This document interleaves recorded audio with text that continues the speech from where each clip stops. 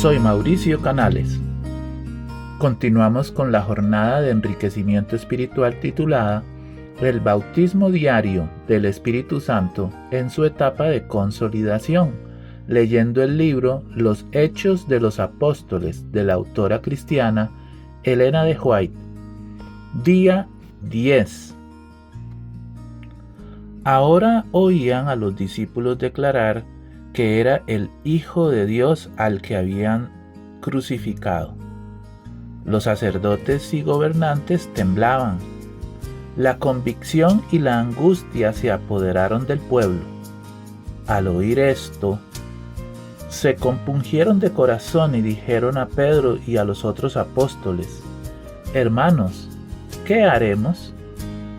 Entre los que escuchaban a los discípulos había judíos devotos que eran sinceros en su creencia. El poder que acompañaba la palabra del orador los convenció de que Jesús era en verdad el Mesías. Pedro les dijo: Arrepentíos y bautícese cada uno de vosotros en el nombre de Jesucristo para perdón de los pecados, y recibiréis el don del Espíritu Santo, porque para vosotros es la promesa, y para vuestros hijos, y para todos los que están lejos, para cuantos el Señor nuestro llame.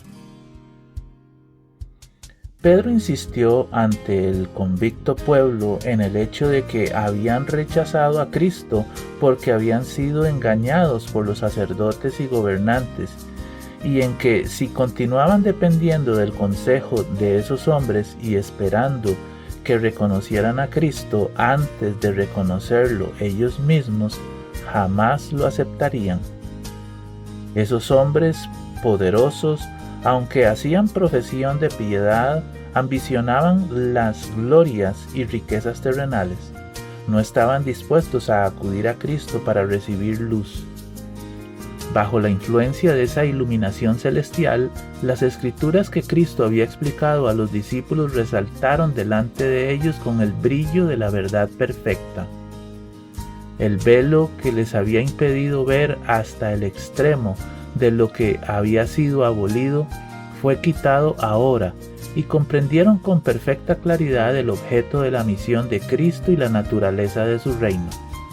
Podían hablar con poder del Salvador, y mientras exponían a sus oyentes el plan de la salvación, muchos quedaron convictos y convencidos. Las tradiciones y supersticiones inculcadas por los sacerdotes fueron barridas de sus mentes, y las enseñanzas del Salvador fueron aceptadas. Así que los que recibieron la palabra fueron bautizados, y se añadieron aquel día como 3,000 personas. Los dirigentes judíos habían supuesto que la obra de Cristo terminaría con su muerte, pero en vez de eso fueron testigos de las maravillosas escenas del día de Pentecostés. Oyeron a los discípulos predicar a Cristo dotados de un poder y energía hasta entonces desconocidos, y sus palabras confirmadas con señales y prodigios.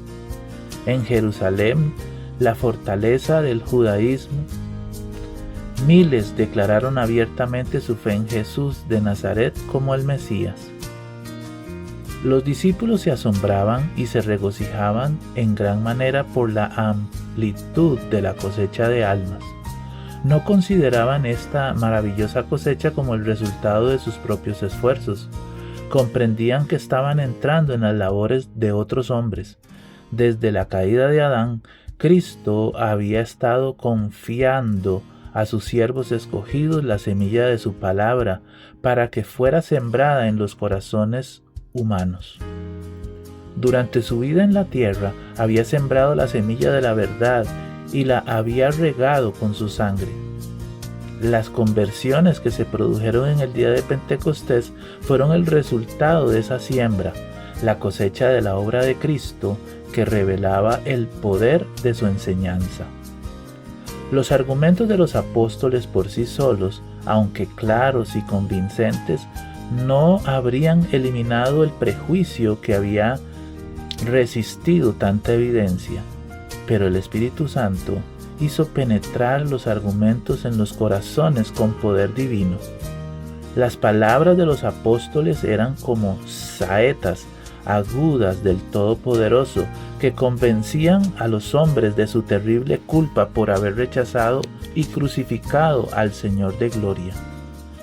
Bajo la instrucción de Cristo, los discípulos habían sido inducidos a sentir la necesidad del Espíritu.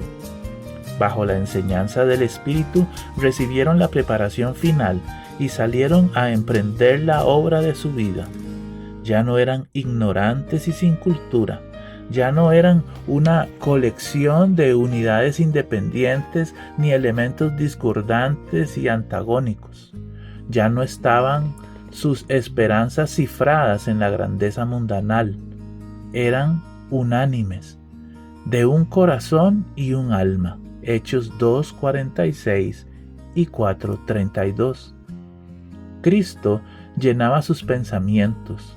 Su objeto era el adelantamiento de su reino.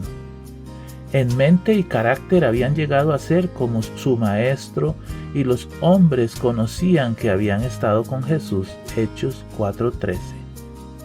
El día de Pentecostés les trajo la iluminación celestial. Las verdades que no pudieron entender mientras Cristo estuvo con ellos quedaron aclaradas ahora. Con una fe y una seguridad que nunca habían conocido antes, aceptaron las enseñanzas de la palabra sagrada. Ya no era más para ellos un asunto de fe el hecho de que Cristo era el Hijo de Dios. Sabían que, aunque vestido de humanidad, era en verdad el Mesías, y contaban su experiencia al mundo con una confianza que llevaba consigo la convicción de que Dios estaba con ellos. Podían pronunciar el nombre de Jesús con seguridad porque ¿no era Él un amigo y un hermano mayor? Puestos en comunión con Cristo, se sentaron con Él en los lugares celestiales. Con qué ardiente lenguaje revestían sus ideas al testificar por Él.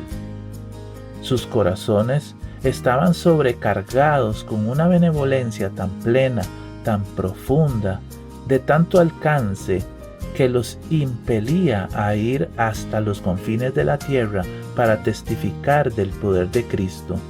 Estaban llenos de un intenso anhelo de llevar adelante la obra que Él había comenzado. Comprendían la grandeza de su deuda con el cielo y la responsabilidad de su obra. Fortalecidos por el don del Espíritu Santo, salieron llenos de celo a extender los triunfos de la cruz. El Espíritu los animaba y hablaba por ellos. La paz de Cristo brillaba en sus rostros. Habían consagrado sus vidas a su servicio y sus mismas facciones llevaban la evidencia de la entrega que habían hecho.